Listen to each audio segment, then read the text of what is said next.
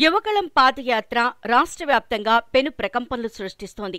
అడుగడుగునా వైసీపీ ప్రభుత్వ అవినీతి, ఆ పార్టీ ఎమ్మెల్యేల అక్రమాల చిట్టా విప్పుతుండటంతో ఆ నేతల గుండెల్లో రైళ్లు పరిగెడుతున్నాయి. ఇటీవల రాప్తాడ నియోజకవర్గంలో పర్యటించిన యువనేత ఆ నియోజకవర్గంలో ఎమ్మెల్యే తోపుదుర్తి సోదరులు చేసిన అవినీతిని ఆధారాలతో సహా బయటపెట్టారు. తోపుదుర్తి అవినీతి ప్రస్తుతం ఉమ్మడి అనంతపురం జిల్లాలో చర్చనీయాంశమైంది.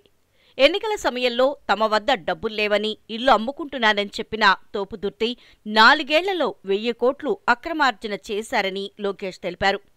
పాల డేరీ పేరిట పేద మహిళల కష్టార్జితమైన ఒక్కొక్కరి నుంచి 10,000 నుంచి 10 కోట్లు వసూలు చేసి ఆ డబ్బులతో రియల్ ఎస్టేట్ వ్యాపారం చేస్తున్నారని లోకేష్ తెలిపారు.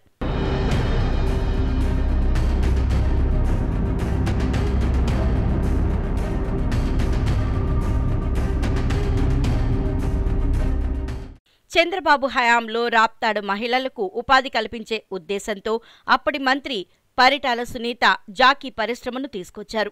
6,000 మంది మహిళలకు ఉద్యోగాలిచ్చేలా ఒప్పందం కుదుర్చుకున్నారు. వైసీపీ ప్రభుత్వం అధికారంలోకొచ్చాక ఎమ్మెల్యే తోపుదుర్తి 15 కోట్ల రూపాయల కమిషన్ డిమాండ్ చేయడంతో జాకీ పరిశ్రమ తెలంగాణ రాష్ట్రానికి తరలిపోయింది. దీంతో జాకీ పరిశ్రమకు భూములిచ్చిన రైతులతో పాటు వేలాది మంది మహిళల ఉసురు పోసుకున్నారు.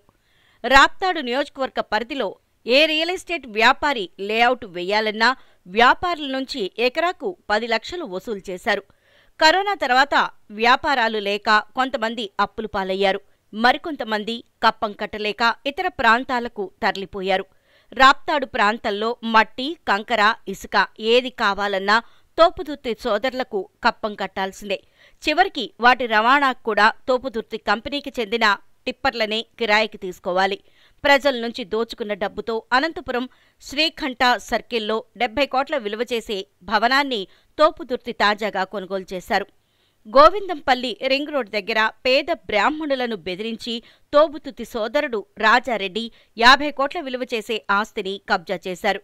ఎమ్మెల్యే మరో సోదరుడు తోపుదుర్తి చందు హైదరాబాదులో 15 కోట్లు విలువ చేసే ఇంద్రభవనం లాంటి భవంతి నిర్మించారు. ఇలాంటి అక్రమాలు చెప్పుకుంటూ పోతే చాలానే ఉన్నాయని బాధితులంటున్నారు.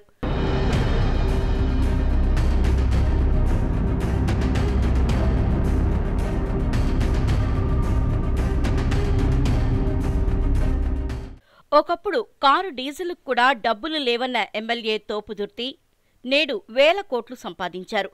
విలాసవంతంగా జీవిస్తూ విమానాల్లో షికార్లు చేస్తూ జలసాలు చేస్తున్నారు. చిక్బల్లాపూర్ సమీపంలోని ఈషా ఫౌండేషన్ దగ్గర ఇటీవల 60 ఎకరాల కొబ్బరి తోటను ఎమ్మెల్యే తోపుదుర్తి కొనుగోలు చేశారు.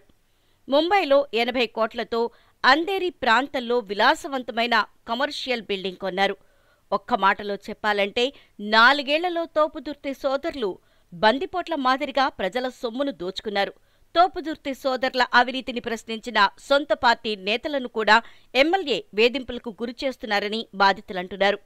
పేదల ఇళ్ల నిర్మాణ కాంట్రాక్టును తీసుకున్న తోపుదుర్తి వారి కంపెనీ రాక్రీట్ ఒక్కో లబ్ధిదారుడి పునాదికి 75,000 చొప్పున 280 కోట్ల రూపాయలు దోచుకుంది.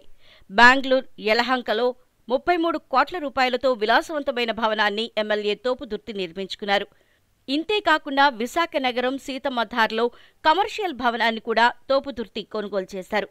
కొంతమంది పోలీసు అధికారులను తమ బిజినెస్లో భాగస్వాములుగా చేసుకుని బెదిరింపులు, పంచాయతీలు చేస్తూ 100 కోట్లు ఆస్తులు పోగేసుకుంటున్నారు.